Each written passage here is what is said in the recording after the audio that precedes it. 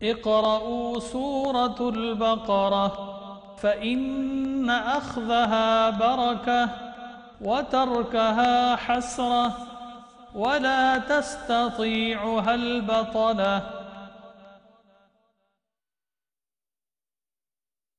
نحمده ونصلي على رسوله الكريم اما بعد فاعوذ باللہ من الشیطان الرجیم بسم اللہ الرحمن الرحیم رب اشرح لي صدری ويسر لي امری واحلل عقدۃ من لسانی یفقهوا قولی والوالدات يرضعن اولادهن حولین کاملین لمن اراد ان يتم الرضاعہ وعلى المولود له رزقهن وكسوتهن بالمعروف لا تكلف نفس الا وسعها لا تضار والدة بولدها ولا مولود له بولده وعلى الوارث مثل ذلك فإن أرادا فصالا عن تراض منهما وتشاور فلا جناح عليهما وَإِنْ أَرَدْتُمْ أَن تَسْتَرْضِعُوا أَوْلَادَكُمْ فَلَا جُنَاحَ عَلَيْكُمْ إِذَا سَلَّمْتُم مَّا آتَيْتُم بِالْمَعْرُوفِ وَاتَّقُوا اللَّهَ وَاعْلَمُوا أَنَّ اللَّهَ بِمَا تَعْمَلُونَ بَصِيرٌ۔ اور مائیں اپنی اولاد کو مکمل 2 سال دودھ پلائیں۔ یہ حکم اس کے لیے ہے جو رضاعت کی مدت پوری کرنے کا ارادہ کرے، اور والد کے ذمہ معروف طریقے سے ان ماؤں کا کھانا اور کپڑا دینا ہے۔ کسی نفس کو اس کی وسعت سے بڑھ کر تکلیف نہ دی جائے، نہ تو والدہ کو اس کے بچے کی وجہ سے اور نہ ہی والد کو اس کے بچے کی وجہ سے کسی طرح کا کوئی نقصان پہنچایا جائے، اور بچے کے وارث پر بھی اسی طرح نان و نفقہ کی ذمہ داری ہے۔ پھر اگر وہ دونوں باہم رضامندی اور مشورے سے دودھ چھڑانے کا ارادہ کر لے تو ان پر کوئی گناہ نہیں، اور اگر تم اپنی اولاد کو کسی اور عورت سے دودھ پلوانے کا ارادہ کرو تو بھی تم پر کوئی گناہ نہیں، اگر تم بھلے طریقے سے ان کے حوالے کر دو جو انہیں دینا طے کیا تھا، اور اللہ سے ڈرو اور جان لو کہ جو بھی تم کرتے ہو یقیناً اللہ اسے خوب دیکھنے والا ہے۔ والوالدات یرضعن اولادہن حولین کاملین، اور مائیں اپنی اولاد کو مکمل 2 سال دودھ پلائیں۔ دودھ نہ پلانے والی عورتوں کے لیے یعنی جان بوجھ کر اور اپنا حسن کو برقرار رکھنے کے لیے اگر کوئی عورت دودھ نہیں پلاتی تو اس کی سزا بھی بتائی گئی ہے۔ رسول اللہ صلی اللہ علیہ وسلم نے فرمایا، میرے پاس 2 آدمی آئے، انہوں نے میرا بازو پکڑا اور مجھے ایک دشوار گزار پہاڑ کے پاس لے گئے۔ ہم ایسی عورتوں کے پاس سے گزرے کہ سانپ ان کے پستانوں کو نوچ رہے تھے۔ میں نے پوچھا یہ عورتیں کون ہیں؟ انہوں نے کہا یہ اپنے بچوں کو دودھ نہ پلانے والی عورتیں ہیں، یعنی یہ ایک جرم ہے کہ بغیر کسی ویلڈ ریزن کے بچے کو دودھ نہ پلایا جائے، بس ایک فیشن کے طور پر، کیونکہ دودھ نہ پلانے سے بچے کو نقصان ہونے کا خطرہ ہوتا ہے، کیونکہ جب بچہ دودھ نہیں پیتا اس کی امیونٹی ڈیولپ نہیں ہوتی، پھر اسی طرح یہ ہے کہ اس کی ہڈیاں اس طرح مضبوط نہیں ہوتی، ماں کو کا قرب اس کو اتنا نہیں ملتا، کیونکہ دودھ صرف دودھ ہی نہیں ہوتا، اس میں ماں کی شفقت اور محبت بھی ہوتی ہے۔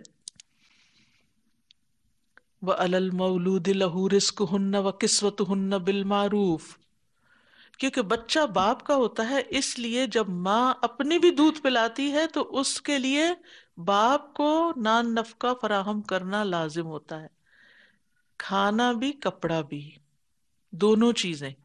نان نفقے میں صرف کھانا پینا ہی نہیں ہے، نان نفقے میں لباس بھی ہے، ضرورت کی چیزیں بھی ہیں، تو یہ عورت کو خرچہ دینا ہوگا، ٹھیک ہے؟ کہ ویسے تو گھر میں عورت ہی کو لا کے شوہر سب کچھ دے دیتا ہے عام طور پر، لیکن بعض اوقات لڑائی جھگڑے ہوتے ہیں، شوہر جو ہے وہ بیوی سے ناراض ہے، وہ اس کو سب کچھ دینا بند کیا، وہ اتنے میں بچہ پیدا ہو جاتا ہے، تو اب وہ یہ نہیں کر سکتا کہ وہ ماں کو کچھ نہ دے، اس کا ڈائریکٹ اثر بچے پہ جائے گا۔ اگر دودھ نہیں لا کے دے گا، ماں دودھ نہیں پیے گی، بچے کے لیے دودھ کہاں سے بنے گا؟ کھانا پراپر نہیں کھائے گی، یا اسی طرح سردی گرمی، کپڑے ہی نہیں ہے سردی گرمی کے پراپر، تو اس کی صحت اچھی نہیں رہے گی، تو بچے کو لک آفٹر کہاں سے کرے گی؟ تو اس لیے اللہ تعالیٰ نے مرد کے ذمہ کر دیا یہ، اور خاص طور پر اگر طلاق ہو چکی ہے اور طلاق بائنہ بھی ہو چکی ہے، تب بھی طلاق رجعی میں بھی اور طلاق بائنہ دونوں میں ہی یہ ذمہ داری عائد ہوتی ہے باپ پر۔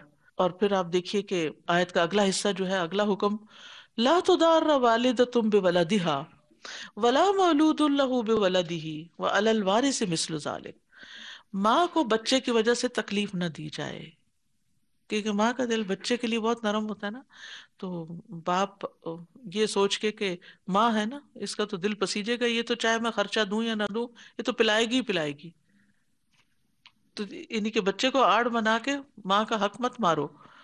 اور اسی طرح باپ کو بھی تکلیف نہ دی جائے.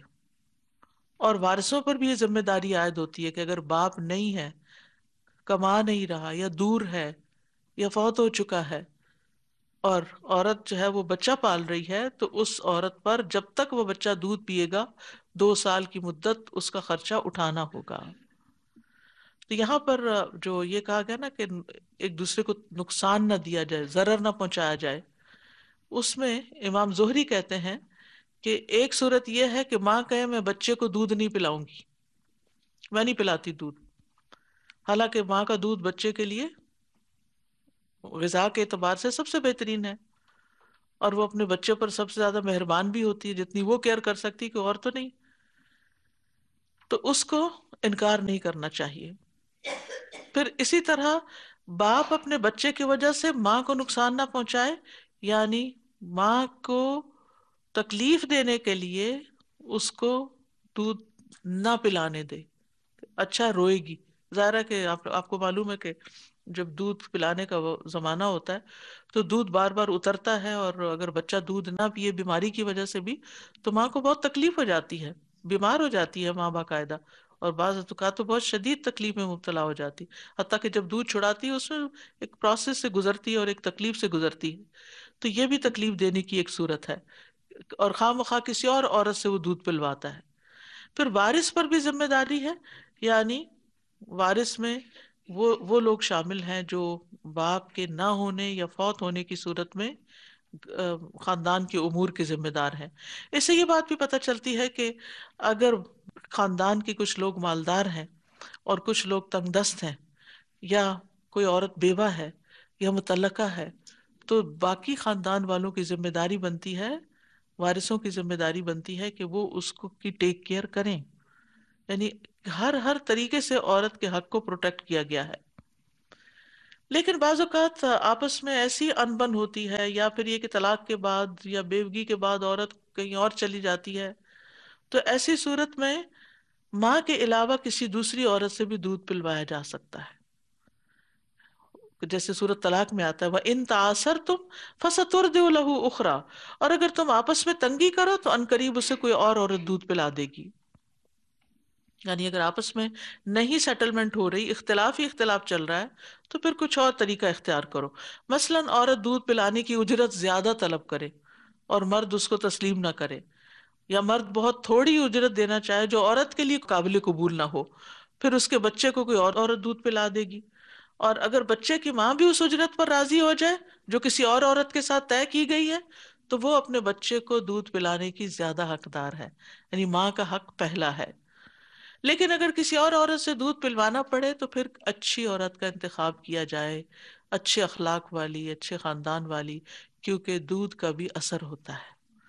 یعنی دودھ پلاتے ہوئے ماں جو ہے وہ، جیسے یہ تانا بھی دیا جاتا ہے نا، کس ماں کا دودھ پیا تھا تم نے، تو یا انکریج کرنے کے لیے بھی کہتے ہیں کہ میں تمہیں دودھ معاف نہیں کروں گی اگر تم نے یہ کام کیا. تو اس دودھ کے اپنے اثرات ہوتے ہیں.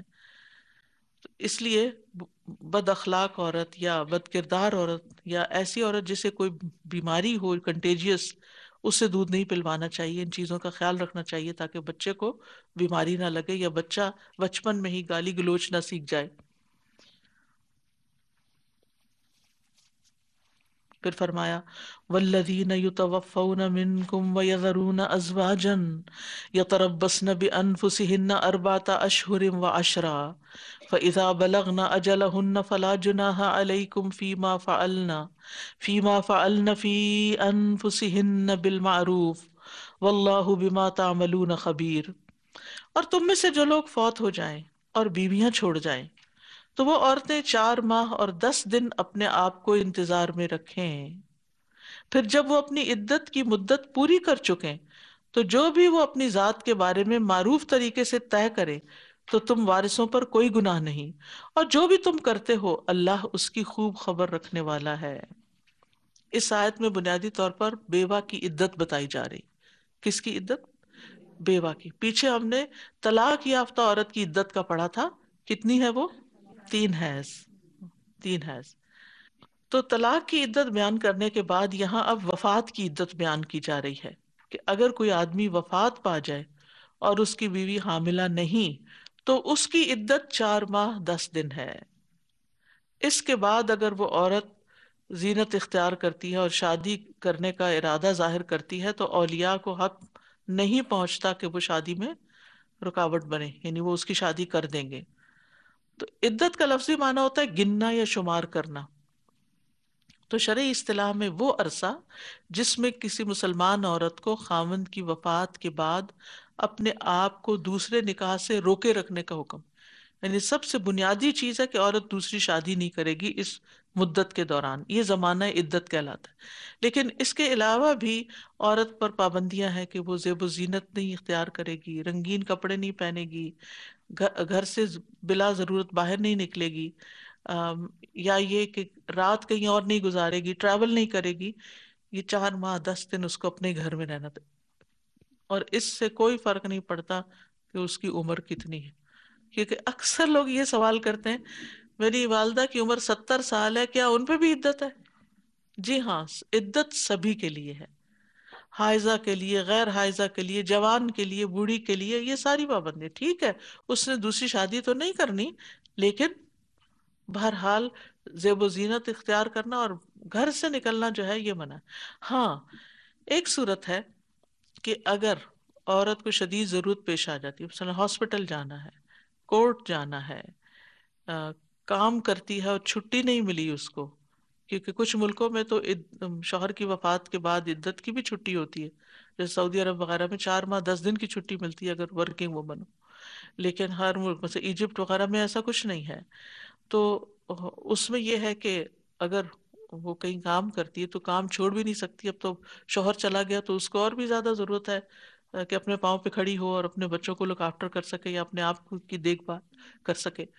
تو ایسی صورت میں اگر کسی کو 8 دن کے بعد ہی کام پہ جانا پڑتا ہے تو وہ کام پہ چلی جائے گی، لیکن کوئی زیب و زینت اختیار نہیں کرے گی، اور پھر کام سے سیدھی گھر واپس آئے گی، ادھر ادھر سہیلیوں کے گھر جانا، پارٹیز اٹینڈ کرنا، شادیاں اٹینڈ کرنا، یہ سب کام نہیں ہوں گے، وہیں سے واپس آ جائے گی۔ اسی طرح یہ ہے کہ عدت جو ہے وہ شوہر کے گھر میں ہی گزارنی چاہیے جہاں شوہر کی وفات ہوئی۔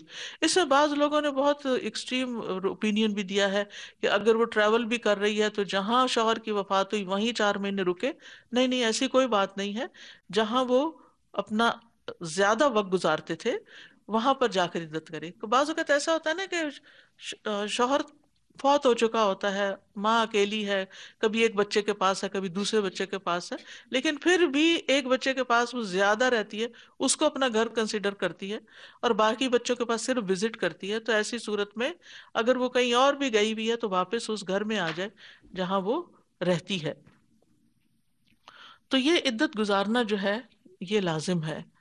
اقرأوا سورة البقرة فإن أخذها بركة وتركها حسرة ولا تستطيعها البطلة۔ اقرأوا سورة البقرة فإن أخذها بركة وتركها حسرة ولا تستطيعها البطلة۔ زینب رضی اللہ عنہ کہتی ہیں کہ میں زینب بنت جہش کے پاس گئی جس وقت ان کے بھائی فوت ہوئے، انہوں نے خوشبو منگوائی اور اسے استعمال کیا، پھر فرمایا اللہ کی قسم مجھے خوشبو کی کوئی ضرورت نہیں تھی، لیکن میں نے سنا رسول اللہ صلی اللہ علیہ وسلم سے، آپ ممبر پر کھڑے فرما رہے تھے کہ جو عورت اللہ اور قیامت کے دن پر یقین رکھتی ہے اس کے لیے جائز نہیں کہ وہ کسی میت پر 3 دن سے زیادہ سوگ منائے۔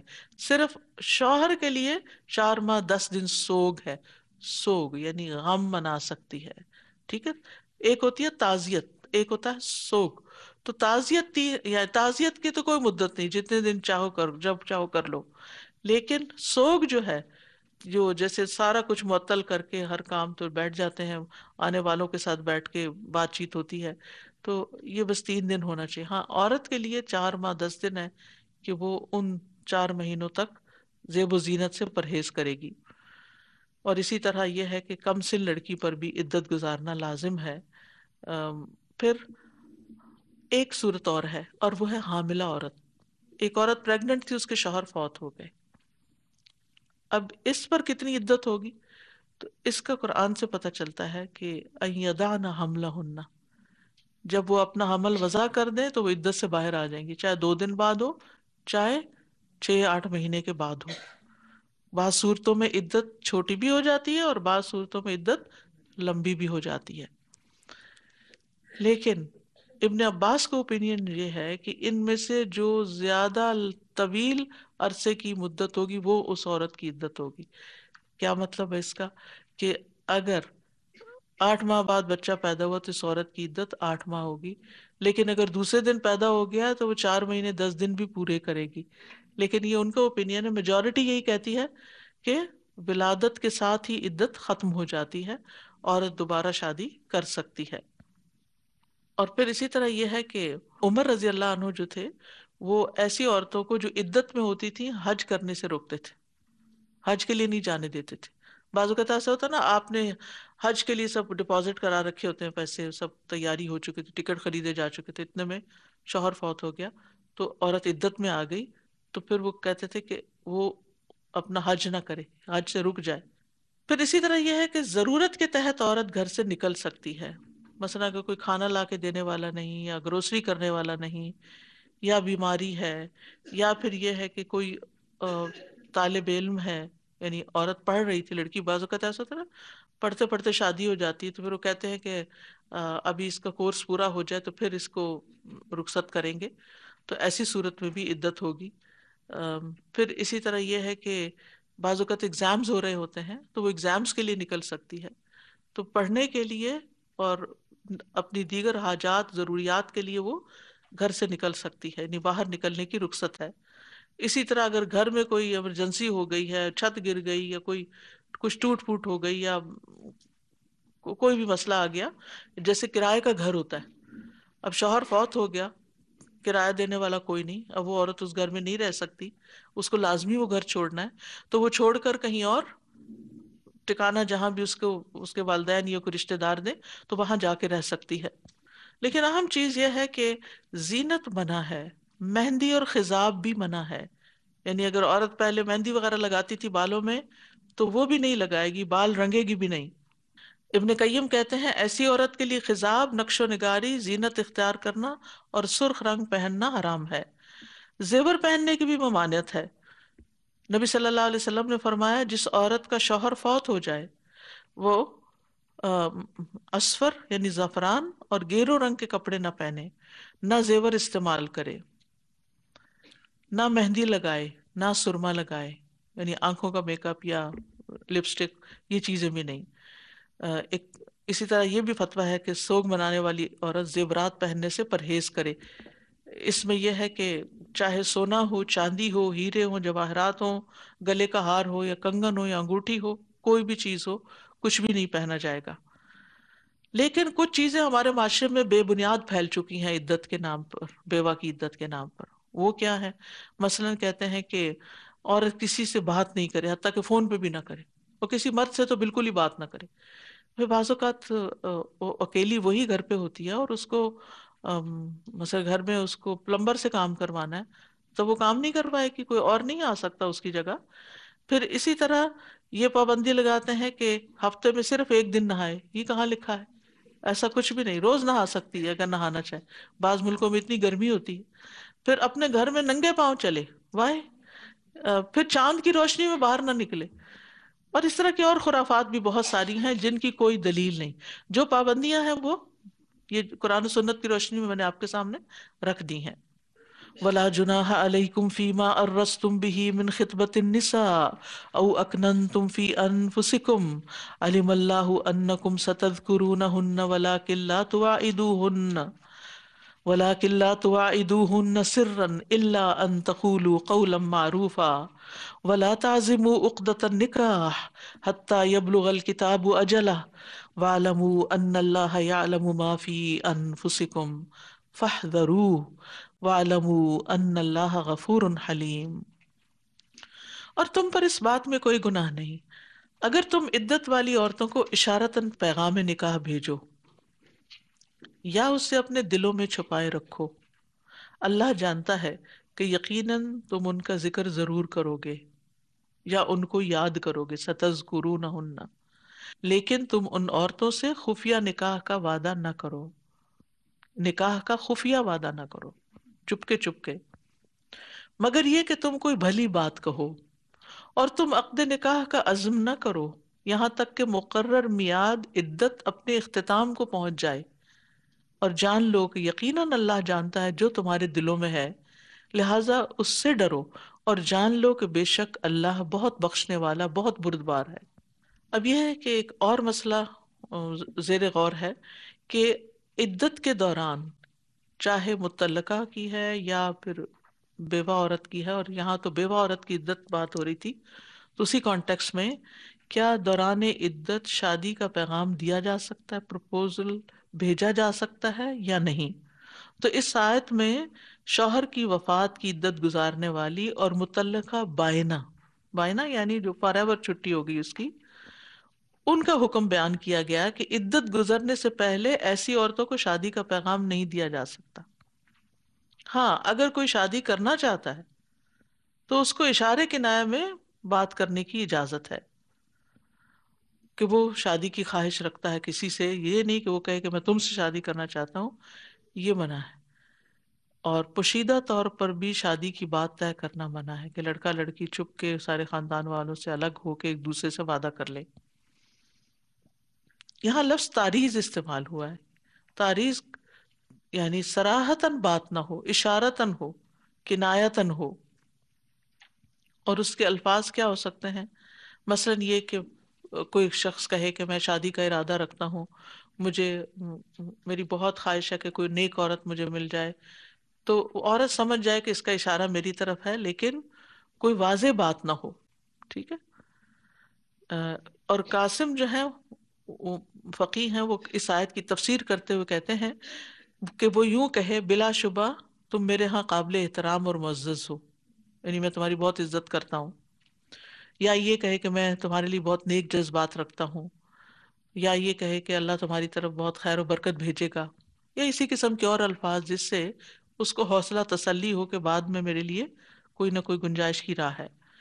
اصل میں جاہلیت کا دستور یہ تھا کہ بیوہ کی دوسری شادی نہیں کرتے تھے، ان کے زبردستی وارث بن جاتے تھے، یعنی بیوہ بھی تقسیم ہوتی تھی مال وراثت کی طرح۔ تو آپ دیکھیے کہ کتنا سخت جرم ہے یہ کہ ایک عورت کی اپنی کوئی آزادی نہ، شوہر فوت ہو گیا اور پھر بھی وہ آزاد نہیں۔ اب بھی کیا ہے کہ جو باقی وارث ہیں، شوہر کے بھائی ہیں یا سسر ہیں یا کوئی، وہ اس عورت کے فیوچر کا فیصلہ کریں گے۔ تو قرآن مجید میں اللہ تعالیٰ نے فرمایا، اے لوگو جو ایمان لائے ہو، تمہارے لیے حلال نہیں کہ زبردستی عورتوں کے وارث بن بیٹھو، یعنی تم ان کے لیے ڈیسیژن لو۔ تو اب یہ ہے کہ وارث جب ان کے وارث بن بیٹھتے تھے تو پھر کیا ہوتا تھا، ان کا ہی اختیار چلتا تھا، کبھی وہ خود نکاح کر لیتے، کبھی کسی دوسرے سے نکاح کرا دیتے، اور چاہتے تو نکاح کرنے ہی نہ دیتے کہ نہیں تمہارے بچے چھوٹے، تم شادی نہیں کر سکتی، بس یہیں رہو۔ تو یہاں پر اللہ سبحانہ وتعالیٰ نے پھر یہ آیت نازل کر کے ایک طرح سے بیوہ کی شادی کی اجازت دی ہے۔ پھر اسی طرح یہ ہے کہ جو خاندان والے ہیں ان کے لیے بھی لازم ہے کہ وہ اس بارے میں سوچیں۔ یعنی بعض اوقات ماں باپ کہتے ہیں بس ایک شادی کی ہے، نہیں کامیاب ہوئی تو بس اب دوسری کیا، الا یہ کہ لڑکی خود نہ کرنا چاہے تو وہ اور بات ہے، ورنہ صحابہ کے دور میں طریقہ کار کیا تھا کہ جب بھی کوئی عورت بیوہ ہوتی تھی تو اس کی دوسری نکاح کے سب فکر کرنے لگتے تھے، خاندان والے بھی کرتے تھے اور دوسرے لوگ بھی کرتے تھے، یعنی ایسا معاشرہ تھا جو ایک دوسرے کے لیے کیئرنگ تھا۔ لیکن آج آپ دیکھیں کہ دوسری یعنی بیوہ کے نکاح کی تو بات دور ہے، آج کل تو جوان بچیوں کے ماں باپ کی راتوں کی نیندیں حرام ہیں، ان کی کوئی مدد نہیں کرتا اور کوئی آگے نہیں آتا کہ ہم یہ ذمہ داری نہیں لینا چاہتے. اصل میں مسائل بھی تو بہت ہو گئے ہیں نا، اور پھر ڈیمانڈز بہت بڑی بڑی ہو گئی ہیں، اور پھر یہ کہ بہت سی شادیاں بہت جلد ٹوٹ بھی جاتی. اب اگر کوئی کسی کا کو رشتہ بھجوا بھی دے اور ہو گئی وہ شادی ناکام، تو آپ خود سوچیے آپ کی زندگی حرام کر دیں گے، کبھی معاف نہیں کریں گے. آپ نے یہ کہا تھا، آپ نے بھجوایا تھا، آپ نے شادی کرائی تھی، اب آپ ساری ذمہ داری آپ پہ ہے. تو یہ چیزیں بھی ہے کہ بیچ کے شخص جو ہے اس کو بہت پریشر آ جاتا ہے، اس لیے لوگ پھر ہاتھ ہی نہیں ڈالنا چاہتے. لیکن یہ ہے کہ یہ ایک بہت نیک کام ہے. یعنی جس طرح کھانا پینا انسانوں کی ضرورت ہے، شادی بھی ایک ضرورت ہے. اور اس میں کچھ لوگوں کو اللہ نے بڑی اچھی نظر دی ہوتی ہے، وہ بڑی جلدی میچنگ کر لیتے ہیں، بڑی جلدی ایک دوسرے کو ملا دیتے ہیں. تو جس کو اللہ نے یہ صلاحیت دی ہو اس کو اس نیک کام میں آگے بڑھنا چاہیے اور دوسروں کی مدد کرنی چاہیے. اور خصوصاً اگر بچی یتیم ہے، یعنی باپ نہیں ہے، اگرچہ بالغ ہونے کے بعد یتیمی باقی نہیں رہتی، لیکن یہ ہے کہ بعض اوقات یہ ہوتا ہے کہ گھر میں ایک عورت اکیلی ہے، وہ کہیں آنے جانے کی نہیں ہے، اس کے کوئی رشتہ دار نہیں ہے. خصوصاً اس ملک میں آپ دیکھیں کہ جہاں پر بعض اوقات صرف ایک ہی فیملی رہ رہی ہوتی ہے، نہ بہن بھائی ہیں کوئی، نہ کوئی اور سسرالی یا میکے کے رشتہ دار ہیں، تو ایسی صورت میں پھر بچوں کی شادیوں کے وقت بڑی مشکل پیش آتی. وہ ساری زندگی اکیلے رہنے کے عادی ہوتے ہیں. کئی لوگ تو بالکل ملتے ملاتے بھی نہیں، نہ کوئی ان کو جانتا نہ وہ کسی کو جانتے ہیں، تو بڑی مشکلات پیدا ہو جاتی ہیں. تو ایسے میں جو آرگنائزیشنز ہیں ان کو بھی اور افراد کو بھی دوسروں کی فکر ہونی چاہیے، اور اس کو کسی لالچ میں نہیں، کچھ مٹھائی کھانے کے لیے نہیں، یا کوئی کسی سے ٹریٹ لینے کے لیے نہیں، بلکہ فی سبیل اللہ یہ کام کرنا چاہیے. یہ بھی ایک نیکی کا کام ہے. پھر فرمایا لا جناح علیکم ان طلقتم النساء ما لم تمسوهن او تفرضوا لهن فریضہ ومتعوهن علی الموسع قدره وعلی المقتر قدره متاعا بالمعروف حقا علی المحسنین. تم پر کچھ گناہ نہیں اگر تم ان عورتوں کو طلاق دے دو جنہیں تم نے ہاتھ نہیں لگایا، یعنی صرف پیپر ورک ہوا، رخصتی نہیں ہوئی، یا یہ کہ دو الگ الگ ملکوں میں کہیں رہ رہے تھے اور صرف فون پر نکاح ہوا، پھر کیا ہوا کہ طلاق ہو گئی، یا جن کے مہر تم نے مقرر نہیں کیے اور تم انہیں مال و متاع دو، وسعت والا اپنی وسعت کے مطابق اور تنگ دست اپنی حیثیت کے مطابق دے. بھلے طریقے سے فائدہ پہنچانا ہے. احسان کا رویہ اختیار کرنے والوں پر ان عورتوں کا یہ حق ہے.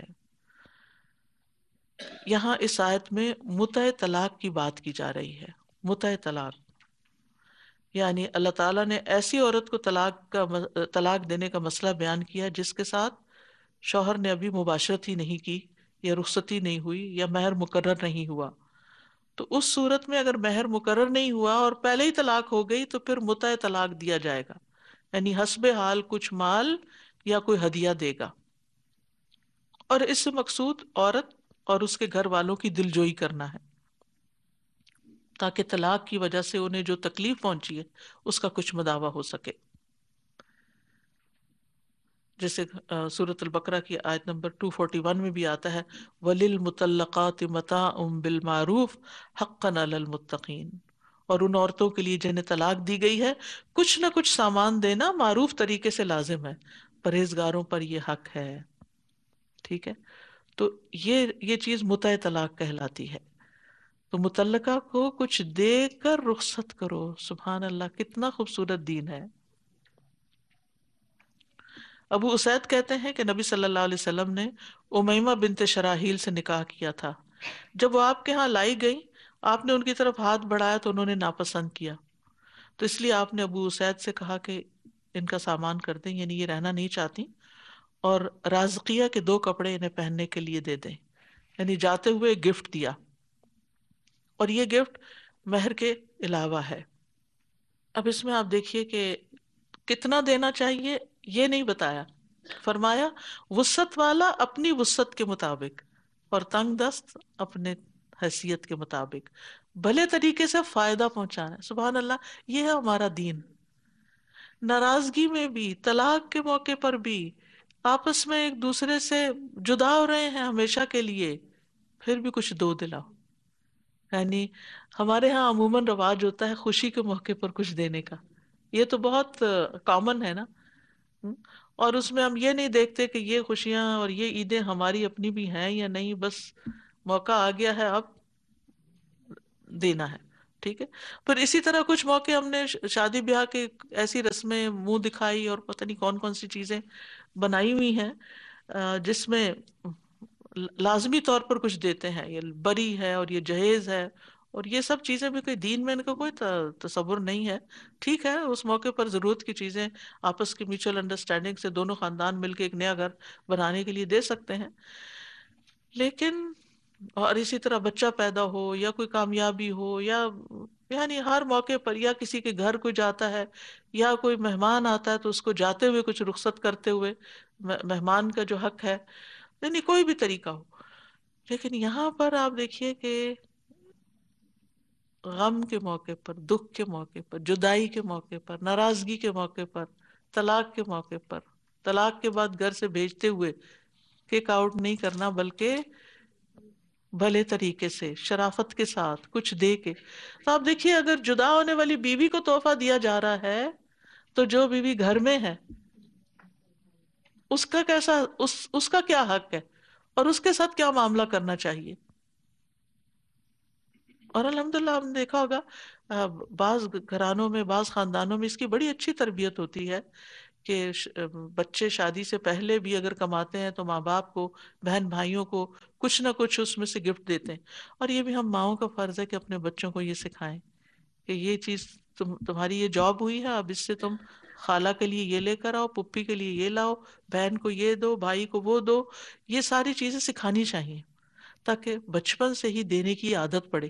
اور جو جہاں جہاں دینے کا آپ نے تفصیل تو پڑھ ہی لی ہے کہ والدین کو اور رشتہ داروں کو اور مسکینوں کو اور یتیموں کو پھر صدقہ نکلوایا جائے ان سے کہ غریبوں مسکینوں کے لیے تم صدقہ نکالو. یہ نہ وہ سمجھے کہ جو ہم نے کمایا وہ میرا نہیں. ہم جو کچھ بھی کمائے وہ سب ہمارا نہیں ہے، اس میں اللہ کا حق ہے، بندوں کا حق ہے اور رشتہ داروں کا حق ہے، مسافروں کا حق ہے، بہت سے لوگوں کا حق ہے اس میں. وہ سب کا ہے، وہ صرف میرا نہیں ہے. اقرأوا سورة البقرة فإن أخذها بركة وتركها حسرة ولا تستطيعها البطلة.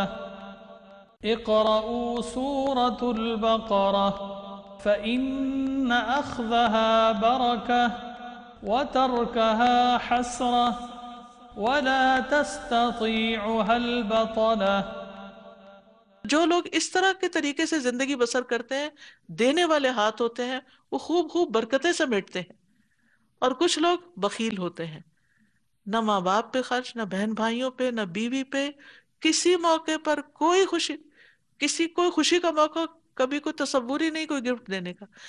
تحفہ جو ہے وہ غیروں کے لیے نہیں ہوتا، تحفہ اپنے گھر میں بھی دیا جا سکتا ہے. والدین بچوں کو اور بچے والدین کو دیں، یہ بھی محبت بڑھانے والی بات ہوتی ہے. بھلے وہ استعمال کریں یا نہ کریں یا آگے کسی کو دے دیں یا کچھ بھی کریں، لیکن یہ کلچر گھروں کے اندر ہونا چاہیے ایک دوسرے کو دینے کا. اور پھر خاص مواقع کے اوپر، عید کے موقع پر یا کوئی بچہ پیدا ہوا ہے اس موقع پر. یعنی ہمارے والد جو تھے، ہمارے کوئی بھی بہن بھائی پیدا تھا تو باقاعدہ امی کو گفٹ دیا کرتے تھے اس موقع پر، یعنی خوشی کا اظہار. حالانکہ یہ نہیں کہ کوئی کمی ہوتی تھی، پہلے سے ہی یعنی کہ گھر میں الحمدللہ وافر تھا سب کچھ، سب ضروریات خود پوری کرتے تھے. لیکن خوشی کا موقع ہے، یہ ایک جسچر ہے، کیونکہ عورت کو اچھا لگتا ہے باپ سے لینا، بھائی سے لینا، ماں سے لینا، شوہر سے لینا. تو یہ لین دین جو ہے یہ آپس میں ہوتا رہنا چاہیے، اس سے محبتیں بڑھتی ہیں. اور جب شوہر اپنا فرض بھی نہیں پورا کرتا، نان نفقہ بھی نہیں دیتا، ضرورت کی چیزیں بھی نہیں لا کے دیتا، تو تحفہ کہاں سے دے گا؟ یہ بخل کی انتہا ہے نا. خرچ کی ابتدا گھر والوں سے کرنی چاہیے، اور اگر گھر والوں پہ ہی خرچ نہیں کرتا تو پھر مہر تک نہیں دیتا، یا دے کے لے لیتا ہے، یا بیوی کماتی ہے تو وہ بھی چھین لیتا ہے. استغفر اللہ. یہ اسلامی طریقہ نہیں، یہ سراسر ظلم کا طریقہ ہے کہ بیوی کے مال پہ نظر رکھی جائے. یعنی کئی صورتیں ہو سکتی ہیں. بیوی یعنی فقہا یہاں تک کہتے ہیں کہ بیوی جتنی چاہے مالدار ہو پھر بھی مرد پہ فرض ہے کہ اس پہ خرچ کرے. کہاں یہ کہ وہ اس سے کچھ لے، وہ اپنی مرضی سے خوشی سے دے. قرآن میں لکھا ہے اگر خوشی سے دیتی ہے تو دے سکتی. فَكُلُوهُ هَنِيًّا مَرِيًّا، تم مزے سے خوشگوار سمجھ کے کھا سکتے ہو. لیکن اگر وہ نہیں دینا چاہتی تو اس کی مرضی ہے، تم اس سے چھین نہیں سکتے، تم اس پہ دباؤ نہیں ڈال سکتے. تم اس بنا پہ اس کو طلاق نہیں دے سکتے کہ تم نے اپنا فلاں جو پیسہ ہے وہ مجھے نہیں دیا. لیکن ان اسلام کے ان طریقوں پر کتنے گھروں میں عمل ہو رہا ہے؟ کون ان پہ عمل کر رہا ہے؟ اسی لیے گھریلو مسائل ہے، اسی لیے دل دور ہے. چاہے وہ روایتی طور پر وقتی طور پر ساتھ رہ بھی رہے نا، دل نہیں جڑے ہوئے ہوتے کیونکہ کیئر نہیں ہوتی. پھر فرمایا لا جناح علیکم ان طلقتم النساء ما لم تمسوهن او تفرضوا لهن فریضہ ومتعوهن على الموسع قدره وعلى المقتر قدره متاعا بالمعروف حقا على المحسنین. تم پر کوئی گناہ نہیں اگر تم ان عورتوں کو طلاق دے دو جنہیں تم نے ہاتھ نہیں لگایا، جن کے مہر تم نے مقرر نہیں کیے، تو اور تم انہیں مال دو وسعت والا اپنی وسعت کے مطابق اور تنگ دست اپنی حیثیت کے مطابق، بھلے طریقے سے فائدہ پہنچانا ہے. احسان کا رویہ اختیار کرنے والوں پر ان عورتوں کا یہ حق ہے، محسنین پر یہ حق ہے. لازم ہے کہ محسنین یہ کام کریں. وَإِن طَلَّقْتُمُوهُنَّ مِن قَبْلِ أَن تَمَسُّوهُنَّ وَقَدْ فَرَضْتُمْ لَهُنَّ فَرِيضَةً فَنِصْفُ مَا فَرَضْتُمْ إِلَّا أَن يَعْفُونَ أَوْ يَعْفُوَ الَّذِي بِيَدِهِ عُقْدَةُ النِّكَاحِ وَأَن تَعْفُوا أَقْرَبُ لِلتَّقْوَىٰ وَلَا تَنسَوُا الْفَضْلَ بَيْنَكُمْ إِنَّ اللَّهَ بِمَا تَعْمَلُونَ بَصِيرٌ. اور اگر تم ان منکوحہ عورتوں کو ہاتھ لگانے سے پہلے طلاق دے دو جبکہ تم نے ان کے لیے مہر بھی مقرر کر دیا ہو. پچھلی آیت میں کیا تھا؟ مہر مقرر نہیں ہوا تو کیا دینا ہوگا طلاق کے موقع پر؟ متع طلاق، کوئی گفٹ وغیرہ دینا ہوگا. لیکن اگر مہر مقرر کر دیا تو مقرر مہر کا آدھا ادا کرنا ہوگا، مگر یہ کہ وہ عورتیں مہر معاف کر دیں یا وہ مرد مہر معاف کر دے جس کے ہاتھ میں نکاح کی گرہ ہے. اور اگر تم معاف کر دو تو یہ تقویٰ کے زیادہ قریب ہے. مردوں کو کہا گیا کہ تم چھوڑ دو اور تم آپس میں احسان کرنا نہ بھولو. اچھے دن ہو تب بھی احسان کی روش اختیار کرو، اور اگر ایسے دن آ گئے ہیں کہ جس میں تعلقات بگڑ گئے تو بھی احسان کرنا نہ بھولو. جو کچھ بھی تم عمل کرتے ہو یقیناً اللہ اس کو خوب دیکھنے والا ہے. تو بہرحال یہاں یہ بتایا جا رہا ہے کہ جس کے جب نکاح ہو جائے اور شوہر نے بیوی کے ساتھ مباشرت نہیں کی لیکن حق مہر مقرر کیا تھا، تو اس صورت میں اگر طلاق ہو رہی ہے تو خاوند کے لیے ضروری ہے کہ آدھا مہر دے دے اور آدھا واپس لے لے. الا یہ کہ عورت اپنا حق معاف کر دے کہ تم سارا ہی لے جاؤ، اس صورت میں خاوند کو کچھ بھی نہیں دینا ہوگا. اور پھر یہ کہ ازدواجی تعلقات کی خوشگواری کا تعلق وَلَا تَنْسَوُا الْفَضْلَ بَيْنَكُمْ میں ہے کہ ایک دوسرے کے ساتھ احسان کرنا نہ بھولیں. اسماء بنت یزید انصاریہ کہتی ہیں کہ ایک مرتبہ نبی صلی اللہ علیہ وسلم میرے پاس سے گزرے. میں اپنی ہم عمر لڑکیوں کے پاس بیٹھی تھی. آپ نے ہمیں سلام کیا اور فرمایا احسان کرنے والوں کی ناشکری سے اپنے آپ کو بچاؤ. میں نے عرض کیا یا رسول اللہ احسان کرنے والوں کی ناشکری سے کیا مراد ہے؟ آپ نے فرمایا ہو سکتا ہے کہ تم میں سے کوئی عورت اپنے ماں باپ کے ہاں طویل عرصے تک بیٹھی رہے بغیر شوہر کے، یعنی شادی نہ ہو، پھر اللہ اس کو شوہر عطا کر دے اور اس کے ذریعے سے اولاد بھی عطا کرے، پھر کسی دن غصے میں آ کر ناشکری کرے اور یوں کہہ دے میں نے تو تجھ سے کبھی کوئی خیر دیکھی ہی نہیں. یعنی عورت کا یہ سوچنا کہ اس مرد سے مجھے کوئی خیر نہیں ملی، یہ ناشکری. جو اولاد آپ کو ملی ہے نا اس سے، یہ بھی ایک نعمت ہے جو اس کے بغیر نہیں مل سکتی تھی. جو شادی ہو کہ تم اس کے گھر آئے، اس پر بھی اللہ کا شکر ادا کرو. ٹھیک ہے نہیں بنی وہ الگ بات ہے، لیکن جو ملا ہے نا اس کا تو شکر ادا کرو. جو نہیں ملا اس پہ جو ناراضگی ہے، تنگی ہے، غم ہے، غصہ ہے، وہ اپنی جگہ. لیکن ایسا نہیں ہوتا کہ کوئی پیور ایول ہو کہ کسی کے اندر کچھ بھی خیر کی کوئی موقع نہیں. تو جب انسان نعمتوں کو یاد کرنے لگتا ہے نا، احسانات کو نہیں بھولتا، یعنی بڑا نوبل انسان ہوتا ہے وہ جو کسی کا احسان نہ بھولے. یعنی بہت سے لوگ ہوتے ہیں وہ کسی کا تو کیا ماں باپ شوہر کسی کا بھی نہیں مانتے. تو یہ انتہا درجے کی بد اخلاقی ہے، اور ایسا کرنے والے خود بھی کبھی خوش نہیں رہتے. تو جس کسی نے ہمارے ساتھ کوئی بھی احسان کیا اس کو شکریہ بھی ادا کرنا چاہیے، اور اگر شکریہ ادا کرنے کا موقع نہ ہو تو پھر اس کے لیے دعا کرنی چاہیے. اور ایک اور طریقہ بھی ہے، دوسرے لوگوں کے سامنے اس کی تعریف کرنی چاہیے. یہ بھی احسان کا بدلہ ہوتا ہے. تین طریقے سے بدلہ دیا جاتا ہے. ایک یہ حل جزاء الاحسان الا الاحسان، جیسا کسی نے کیا آپ نے ویسا ہی کر دیا. جو کسی نے آپ کو کچھ دیا آپ نے وہی لوٹا دیا، یا اس سے ملتی جلتی کوئی چیز لوٹا دی. ایک یہ کہ آپ کے بس میں نہیں کہ وہ لوٹائیں، آپ شکریہ کر دیں. آپ وہ شخص دے کے کہیں چلا ہی گیا، کوئی کانٹیکٹ نہیں ہے، شکریہ کہاں سے کریں؟ تو آپ کیا کریں؟ اس کے لیے خوب دعا کریں. اور اگر کسی کے ساتھ ذکر کرنے کا، اس کو یاد کرنے کا موقع ملے تو اس احسان کا ذکر کریں، اس کو اچھے الفاظ سے یاد کریں. ہم عام طور پر لوگوں کو مرنے کے بعد یاد کرتے ہیں. جب کوئی مر جاتا ہے نا، اس کی یکا یک ساری اچھی باتیں یاد آنے لگتی ہیں. اور افسوس یہ کہ جب تک کوئی زندہ رہتا ہے اس کی اچھائیاں ہمیں نظر ہی نہیں آتی. وہ اپنا آپ بھی قربان کر ڈالے تو ہمیں لگتا ہے اس نے کچھ بھی نہیں کیا.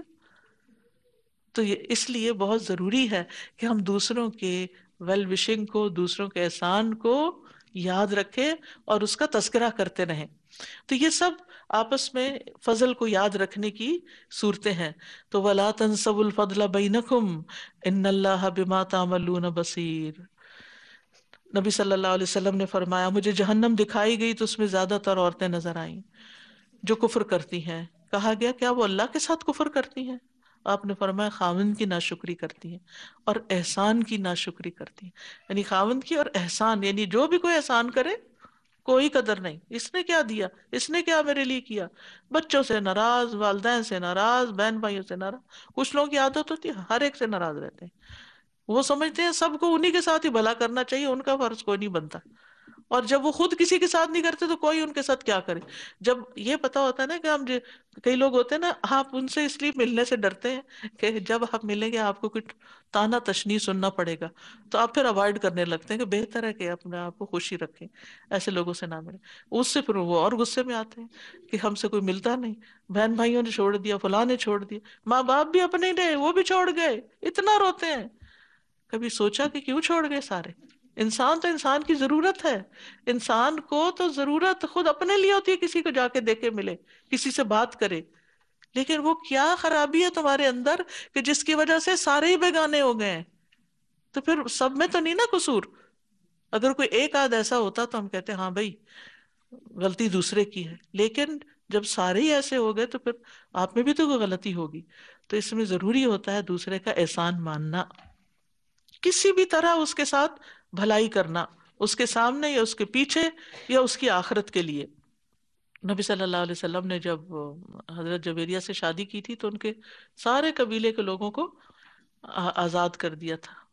پھر اسی طرح نہ صرف یہ کہ اپنے سے بڑوں، اپنے جیسوں، بلکہ اپنے سے چھوٹوں کا بھی شکریہ ادا کرنا چاہیے. بچے جب آپ کو کوئی کام کر کے دیں، جب منا منا چھوٹا موٹا کوئی کام کریں تو بہت زور سے تھینک یو بولا کریں، جزاک اللہ بولا کریں، تاکہ ان کو احساس ہو کہ انہوں نے کچھ اچھا کیا اور وہ آئندہ پھر بھی شوق سے کریں.